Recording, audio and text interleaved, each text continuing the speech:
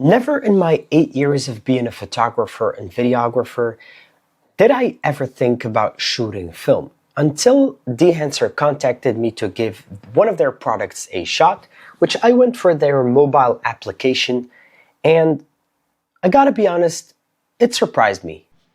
Now, for those who never heard of dehancer, it's a film emulation plugin that works inside of DaVinci Resolve, Premiere Pro, Final Cut Pro, and even Lightroom. They also have a mobile app which I wanted to showcase in this video today. It's designed to replicate the analog film process from start to finish, from the film stock look itself to halation, bloom, grain, and even print emulation. For creators who like to shoot like a film look, a tool like dehancer is a really cool add-on in your toolkit.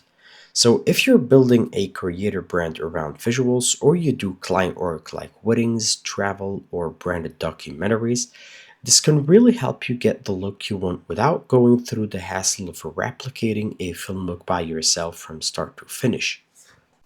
Hey, if you're into finding out about new gear, you're in the right place. I try to make videos like these every week to help you guys out, so you maybe discover something new or learn something new. So if that sounds good, don't forget to subscribe and put in the comments down below which free tool you want me to review in the next videos.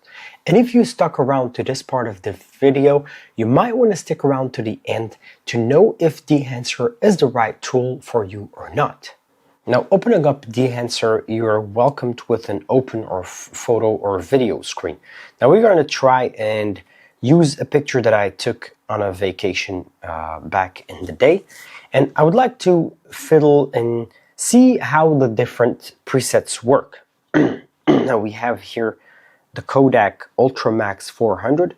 Now, the cool part that I like about these films is it really gives this nostalgic look to the image. You know, even though it's not something I think maybe everyone will be able or will want to play with.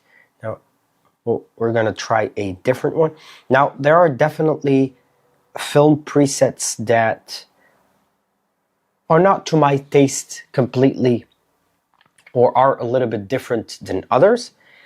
But I really think that it's a cool feature to fiddle with and to play with. Certainly, if you're into this film look. It's not for everybody, but it's really niche. Now, seeing at the presets is, you know, having a look at the UI, you can see that there are presets like, category, favorites, all presets that are in the application. You have the dehancer team, or the imported presets. This is maybe the ones that you can import from the internet. Now, I'm going to go from the dehancer team, those who they actually made. Now, this is from the presets. When you actually choose to edit, you can fiddle with the different settings of the film preset, like the exposure, the tonal contrast, as you guys can see. You can give it really that filmy look, color density, as you guys can see, because film has this unique characteristic to it, which is really cool. Now, note, for me personally, since I don't have really the technical knowledge of how film development works, it's something that I would or that I want to deepen myself in through the time. It's not something that I really want to have under my belt, but it's cool. It kind of has this vibe to it that I would really like to understand how film actually works. As you guys can see, I think those are all the tools like Films Developer. Actually all the tools that are needed to acquire that film look. We have now the decompression, impact. As you guys can see, when I play with it, it kind of gives a different look to the image. Now it plays with the shadows, it plays with the midtones, the highlights, the contrast between colors, the details. These are all elements that are really unique to film development. Now compression, when we actually go back, expand, black point, as you guys can see. Now at a first glance this might seem a lot, but the more you play with it, the more you actually start to understand how film actually works. So if you really want to play with this, I would definitely advise to look up a tutorial to understand the technicalities of film development. As you guys can see now, bloom, for example, halation and bloom, those are tools that I'm really familiar with. You have vignette, which is a little bit also common in digital editing. You also have, film damage, dust amount. This is pretty cool.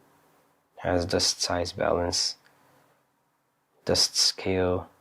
Really looks like this overscan. It's really unique. It's a fun tool. Now it's not something that you would use primarily for photo editing because it's more niche. It has like this kind of film development look. If you're chasing that classic film look on mobile, dehancer Mobile has a variety of presets you can choose from. Whether you're aiming for a Kodak Vision 3 250D or a Fujifilm Pro 400H look, the film stock emulations are pretty accurate at first glance. Tonal curves, color science, and grain all come together in a way that feels authentically analog. What really sets it apart is the grain. Unlike the usual overlay that just sits on top of your footage, dehancer's grain actually interacts with the image. It responds to highlights, shadows, and midtones naturally, giving your clips a textured, organic feel. Add in the halation and bloom, and suddenly those backlights and skin highlights glow with a softness that really has this cinematic look to it. Even though cinematic is really something subjective. Okay, now to be real, dehancer Mobile isn't flawless either. Dehancer for iOS is free to download and to try out, but exporting more than 10 images requires a paid subscription costing $15 month to month, or $8.33 per month when purchasing an annual subscription of $100.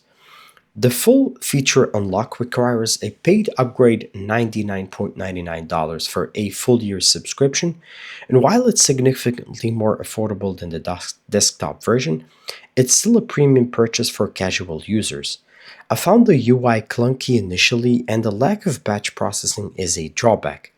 While I enjoy experimenting with film emulation, achieving good results truly demands some knowledge of film color science. So is dehancer worth it in 2025? If you're a visual filmmaker who really would like to dive into having an analog texture into your digital footage, it's a pretty awesome tool. But if you're someone who's just casually into filming and making videos, it might be overkill for you. Now, I would like to hear from you. Have you tried dehancer or any other tool like this? Put it in the comments down below. And if there are any other tools that you guys would like to see me review, put it also in the comments down below. So don't forget to subscribe to not miss out. That was it from me today, and I'll catch y'all in the next video.